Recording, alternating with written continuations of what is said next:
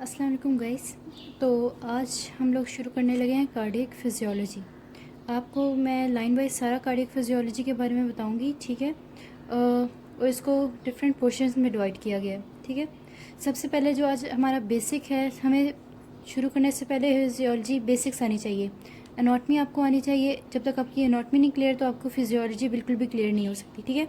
तो इसलिए आज जो हमारा टॉपिक है, हम पढ़ेंगे cardiac anatomy and the basics of cardiovascular system, ठीक है। सबसे पहले मैं आपको एनाटमी थोड़ी सी समझा दूंगी, उसके बाद हम थोड़ा फिजियो का इंट्रोडक्शन कर लेंगे, ठीक है।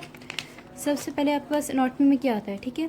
आपको पता होना चाहिए कि जब भी आपके पास ब्लड होता है बॉडी में, वो मूव करता है, ठीक है। आपका ऑक्सीजन रिच ब्लड होता है जो लंग्स से जाता है, आपके पास टिश्यूज़ में डिस्ट्रीब्यूट हो जाता है, और फिर कार्बन डाइऑक्साइड से जो रिच ब्लड होता है वो आपके पास वापस हार्ट में आता है। आपके पास होते हैं, ये आप डायग्राम्स देख सकते हो। यहाँ पे आपके पास राइट एट्रियम है, यहाँ पे राइट वेंट्रिकल है, यहाँ पे लेफ्ट एट्रियम है, और यहाँ पे लेफ्ट वेंट्रिकल है, ठीक है। आपके पास जो है बॉडी में खून डिस्ट्रीब्यूट हो गया, उसके बाद इंक्रीज्ड कार्बन डाइऑक्साइड और ऑक्सीजन डेफिशिएंट ब्लड जो है वो सुपीरियर वेना केवा और इन्फीरियर वेना केवा के थ्रू राइट एट्रियम में आता है, ठीक है। राइट एट्रियम से वो जाता है ट्राइकस्पिड वाल्व के थ्रू राइट वेंट्रिकल में।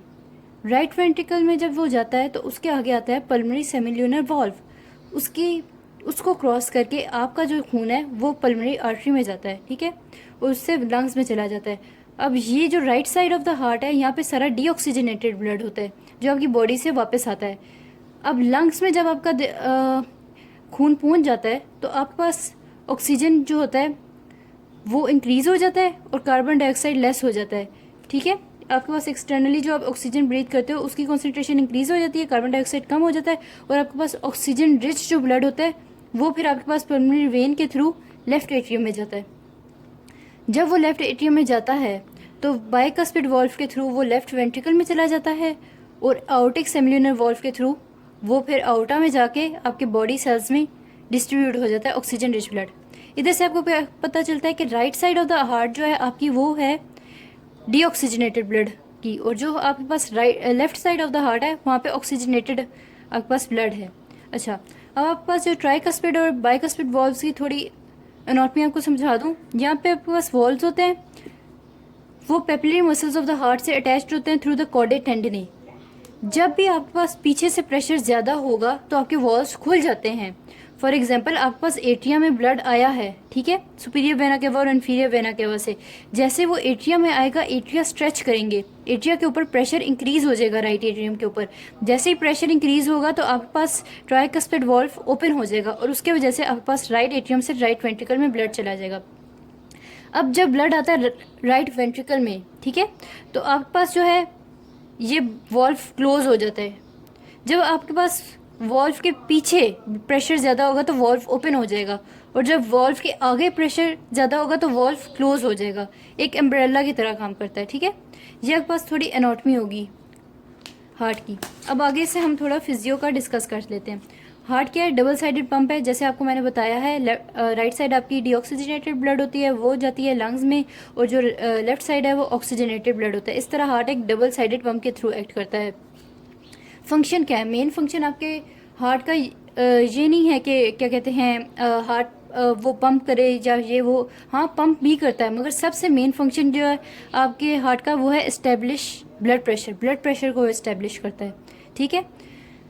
जब भी आपका ब्लड प्रेशर ज़्यादा होगा तो आपका हार्ट जो है उसकी जो है हार्ट रेट वो कम हो जाएगा, ताकि वो ब्लड प्रेशर कम कर सके, मेंटेन कर सके। और जब भी ब्लड प्रेशर कम होगा तो आपका हार्ट रेट इंक्रीज हो जाता है, ताकि आपका ब्लड प्रेशर जो है वो दोबारा मेंटेन हो सके।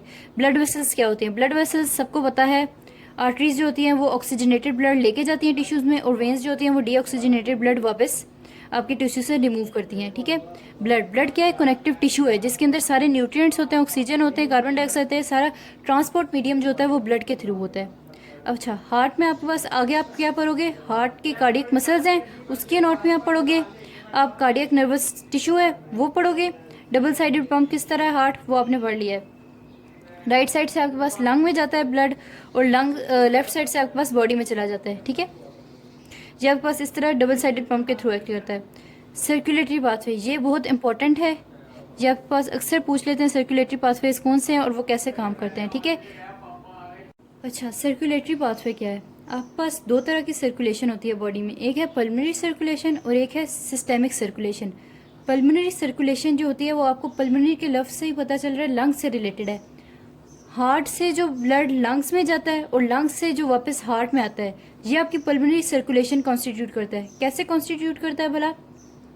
आपके पास हार्ट में आता है राइट साइड पे डीऑक्सीजनेटेड ब्लड। जब वो डीऑक्सीजनेटेड ब्लड जो होता है राइट एट्रियम और राइट वेंट्रिकल से पास करके लंग्स में जाता है और फिर लंग्स में ऑक्सीजनेट होके वापस आपके पास left side of the heart जो है लेफ्ट एट्रियम में और लेफ्ट वेंट्रिकल में आता है, ये आपके पास पल्मोनरी सर्कुलेशन हो जाती है, हार्ट से लंग्स और लंग्स से वापस हार्ट। ठीक है, ये पल्मोनरी सर्कुलेशन का मेन मकसद क्या है? ये मकसद है इसका रिप्लेनिशमेंट। ठीक है, मतलब आपका जो ऑक्सीजन जो आपका लॉस हो गया उसको रिप्लेंट करने के लिए, दोबारा आपके पास ऑक्सीजन लाने के लिए आपके पास पल्मोनरी सर्कुलेशन है।